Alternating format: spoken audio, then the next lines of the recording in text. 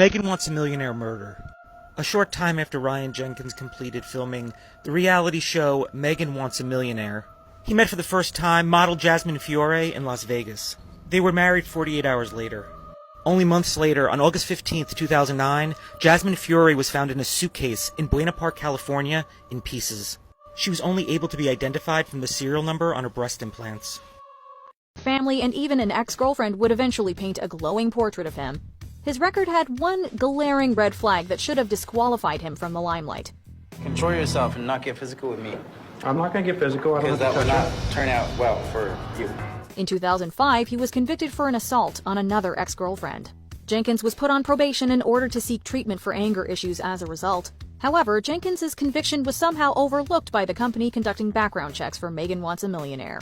His father had his arrest expunged, so it wasn't easily found when they did the background check. The suave bachelor. Hello, Megan. Look, we're matching already. We are matching.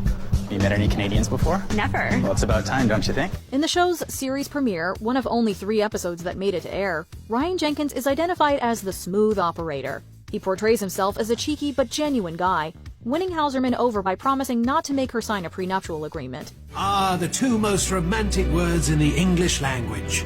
No prenup. Bravo, Ryan. Well done.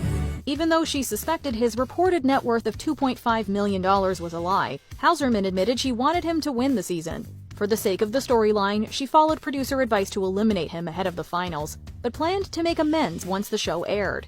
She even thought she might reconnect with him once the cameras were down.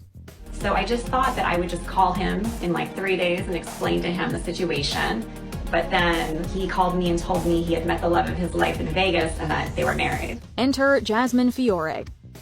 After losing the show, Jenkins apparently bounced back fast. Ryan thought that if he couldn't be married to me, he would find another Playboy model to be married to. Mere weeks after Hauserman eliminated him, he met and married model Jasmine Fiore in a quick Las Vegas wedding. And we do mean quick. The two were married just 2 days after first meeting each other. Still, Jenkins told Hauserman on a phone call that in his new bride, he had found his true soulmate. He asked her for her phone number. She put her phone number in his phone, and under the contact, she put her birthday. When he looked at the phone, he saw that it was also his birthday. They shared the same birthday, and he thought that that was a sign. Behind the scenes, though, the trouble began almost immediately. Jenkins's jealousy was a constant problem in their brief marriage. According to Fiore's friends and exes, Jenkins was challenged by his new wife's previous relationships with men. One of the couple's fights saw Jenkins charged with domestic violence in June of 2009, but it was insisted in at least one social media post that their life together was happy. Honestly, the only time I had ever seen them fight, it was a money situation, or the credit card got declined at dinner, and it kind of makes you feel like something. Did you ever think it would escalate to this, though? I mean, It all falls apart. In June 2009, Megan Wants a Millionaire had yet to air, and the ink was barely dry on the marriage license when Ryan Jenkins signed onto season 3 of I Love Money. I told him, leave Jasmine and get some space from her and just go get away from everything. Featuring several celeb reality contestants vying for $250,000, Jenkins joined the show in order to fund a life of luxury for his new wife.